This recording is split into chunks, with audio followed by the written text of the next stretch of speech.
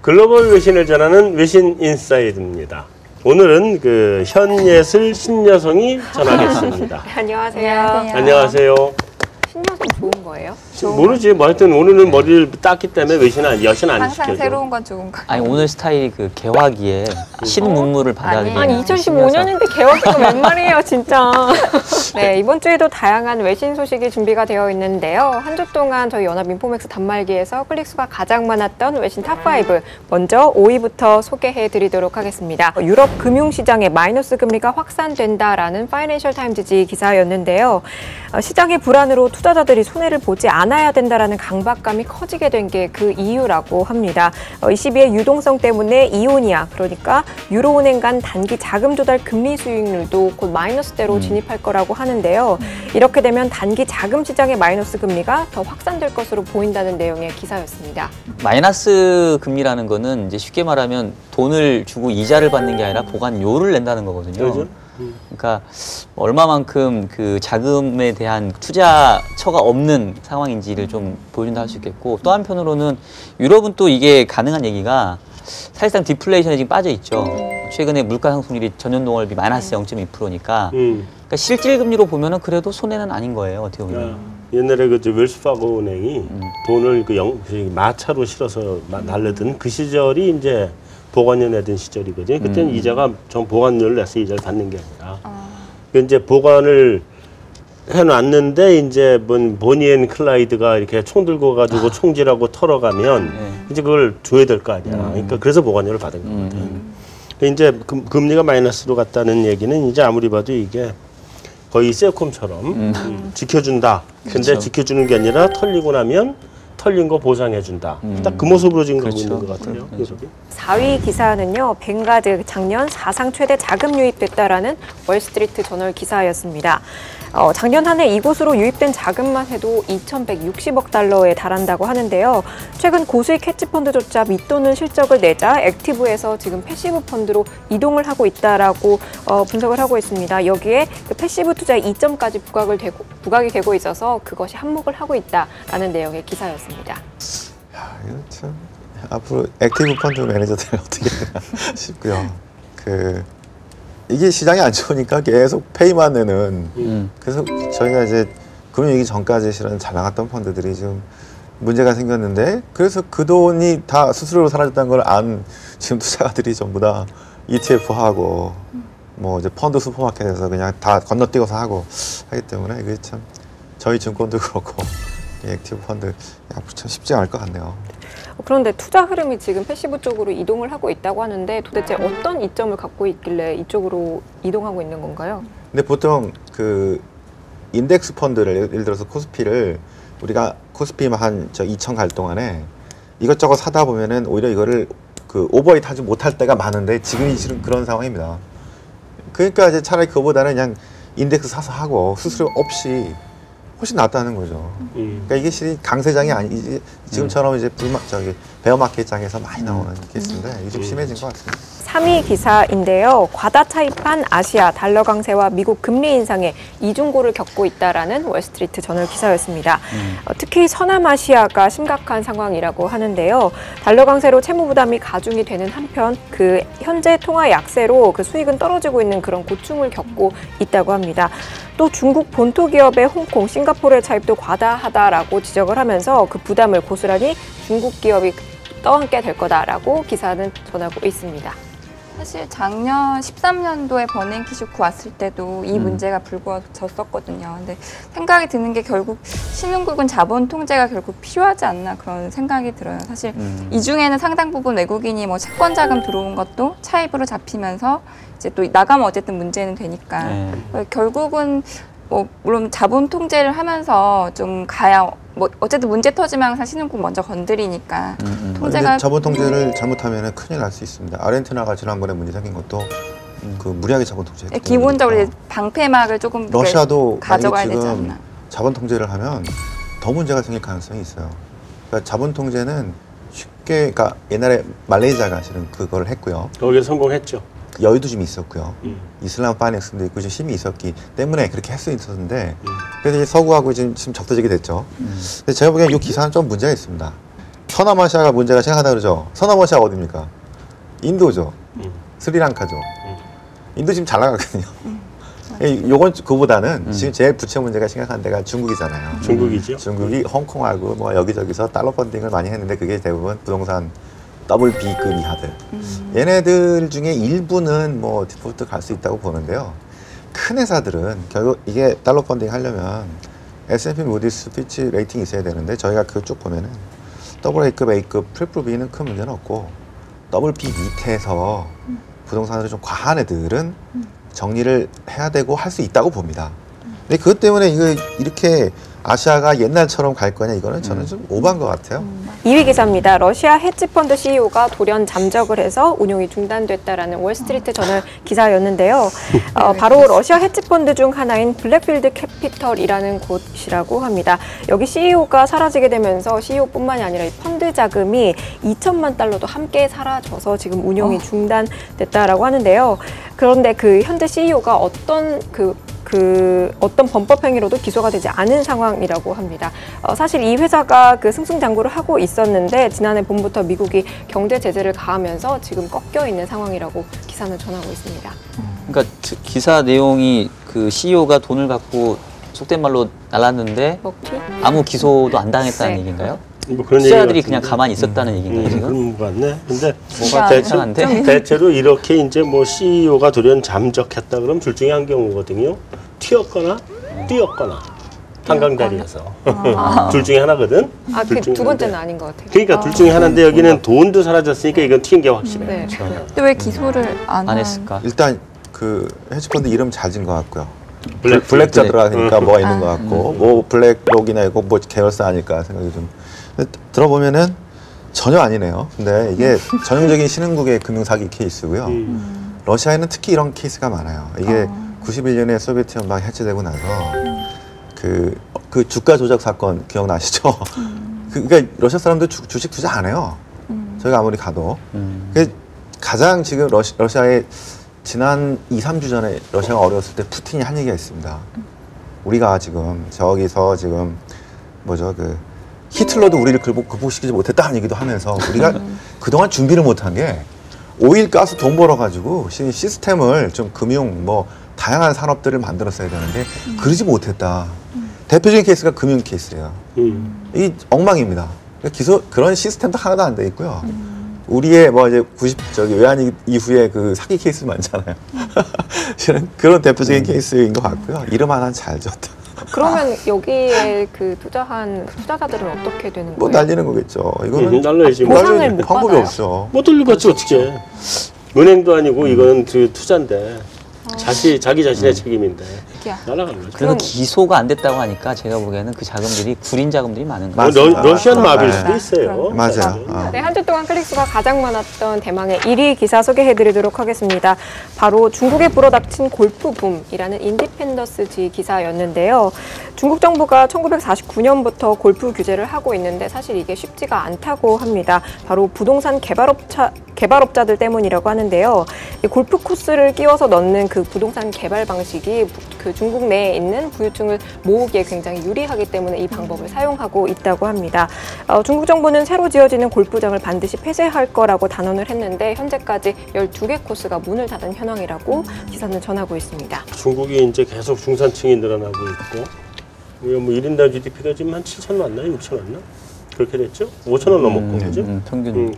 그런데 그 나라 워낙 인구가 많으니까 $10,000, $20,000 국민들 무지 많을 거거든. 근데 그래서 이제 스포츠를 보면은요, 그 $5,000대 가장 사람들이 하고 싶어하는 게 테니스. 그래서 이명박 대통령이 황제 테니스를 하는 게 그때 운동이거든. 네, 맞습니다. $10,000대가 골프고 그치. $20,000, $30,000 올라가기 시작하면 네. 스모하고 요트로 가요. 아 맞아. 그래서 지금 중국은 골프로 가는 시기야. 우리는 다 이제 이미 골프는 아무나 다 하는 운동이지만 중국은 이제 골프가 부의 상징으로 가는 시기거든. 야 이게 잠재우기는 힘들 거예요.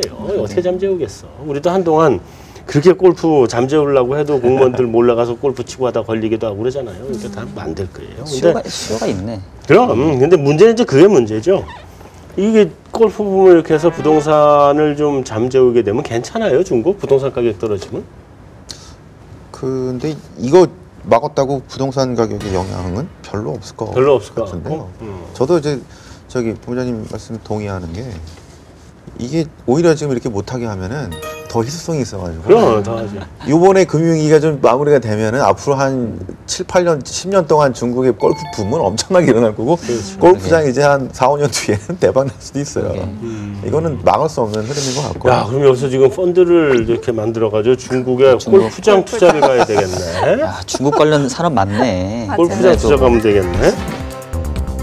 서로 집중 토크에서 이야기해볼 기사 소개해 드릴 텐데요. 외신에서 이 한국의 통화 정책을 정면적으로 비판을 했던 기사가 있어서 가지고 왔습니다. 바로 월스트리트 사설이었는데요. 그 원화 약세가 한국 경제에 더는 호재가 아니다라는 제목의 기사였습니다.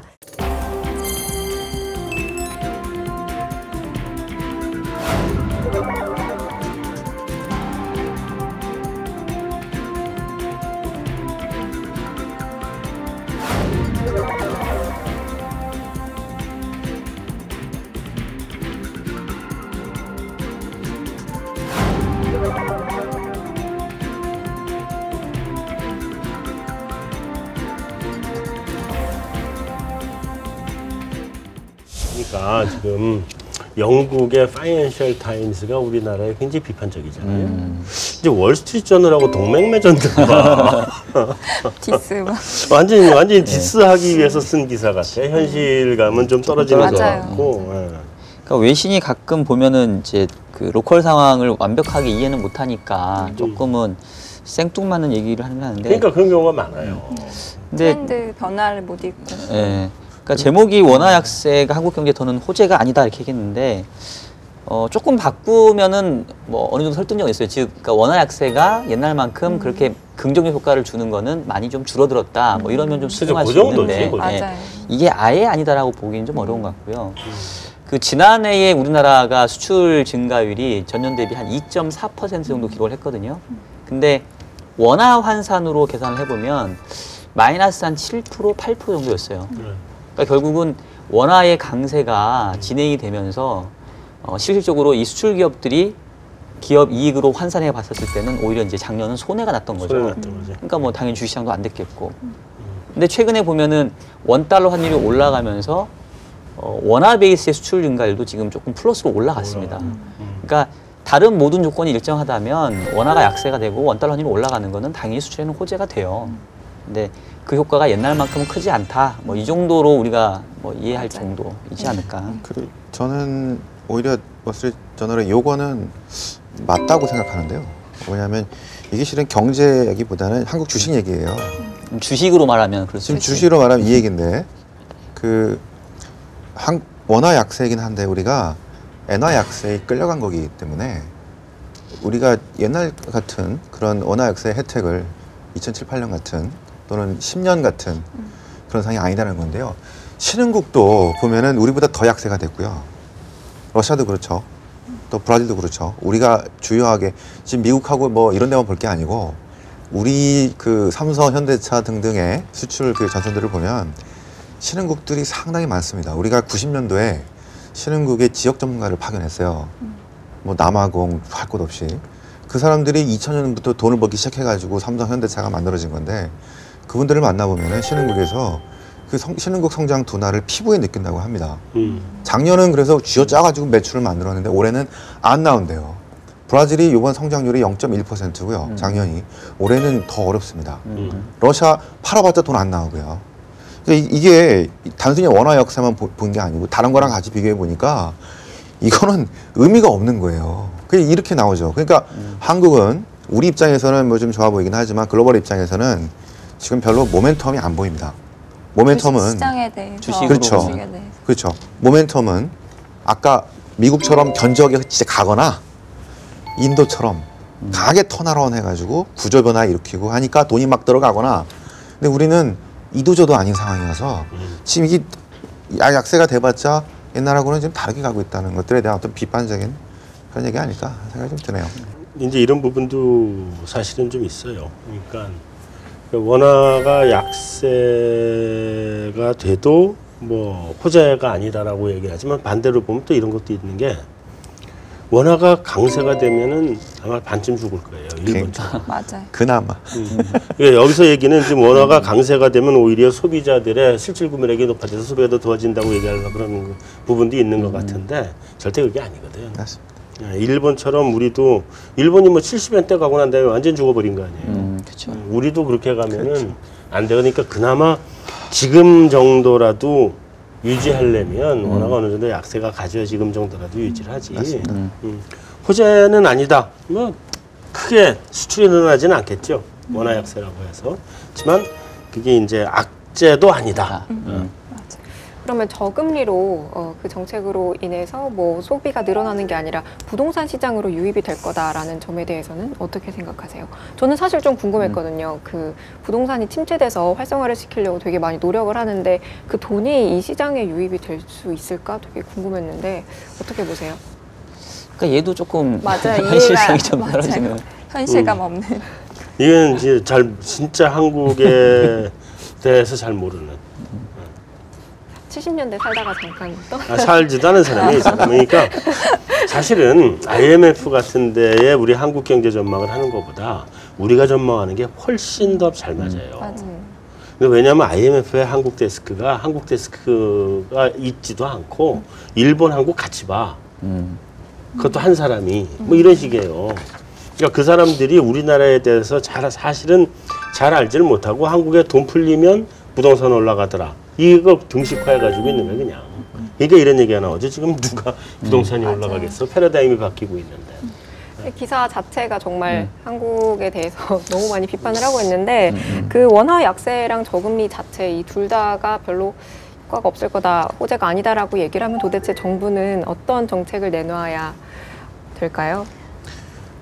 저는 구조개혁? 구조개혁 어렵다는 어려운 요즘 구조개혁. 구조개혁이라면. 이게 우리가 이게 지금 주가 얘기하는 것 같거든요. 그러면은 가장 좋았던 주가의 상태를 최근 한 5년 동안 생각해 보면 2011년 4월인가 그때 우리가 2,250을 찍잖아요.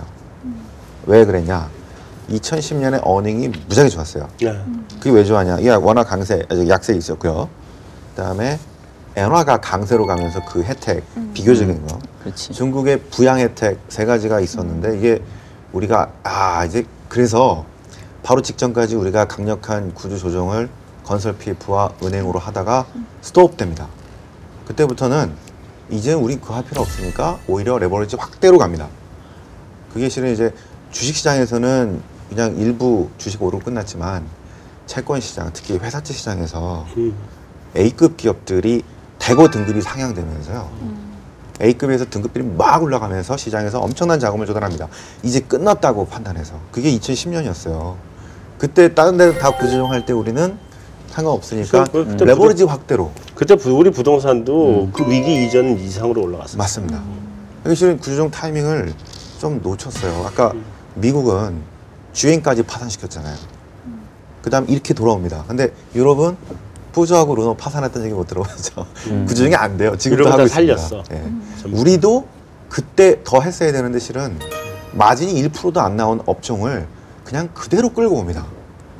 그 작년부터 우리가 구조조정 얘기가 나오면서 들어간 게요. 2010년하고 11년에 그때 좋다고 대거 발행했던 회사채가 3년짜리가 작년부터 다 들어왔는데 사줄 데가 없어요. 지금 저희가 글로벌로 쭉 보면은 아까 미국처럼 견적이 가는 애들 나머지들은 시장이 원하는 구조 조정과 구조 개혁을 잘하는 나라들. 이게 그동안 멕시코였고요. 필리핀이었고 또 지금의 인도, 우리 인도네시아 이런 애들이 기대가 되는 게 이런 식으로 글로벌 투자가들이 원하는 방식이 되기 때문에 저 같으면 제가 20조가 있으면은 한 7조, 8조는 인도에 넣겠어요. 인프라 그건 좀, 뭐 이런 식으로. 좀 심하게 멀리 가는 거. 물론 인도는 여전히 별로 안 좋아하기 때문에. 이건 너무 많이 올라가지고. 네, 이렇게 해서 집중 토크 마무리하도록 하겠습니다. 그 며칠 전에 회식할 때 박중현 연구원님 노래하셨다면서요? 저는 못 봐가지고. 누가 먼저 저는 튀네? 봤어요. 아니, 튄 게 아니고. 먼저 튀드만. 근데 그것보다는 역시 가수. 그것보다는 역시 가수야. 그 예, 어려운 랩을 그냥 맞아요. 다다다다 하고 나오더라고. 아니 오늘은 사실 의미가 있는 게 얼마 전에 우리 전 박사님 보내드렸는데 오늘 또 우리 프로그램 그동안 맞아요. 맡아주셨던 PD님, 김종숙 PD님 김종숙 마지막 방송 PD님. 막방이라고 하는데 그럼 오늘 네. 한번 또? 아니요. 좀 서운하기도 하고. 맞아요. 네. 회식은 그날 진짜 신나게 하자. 그죠?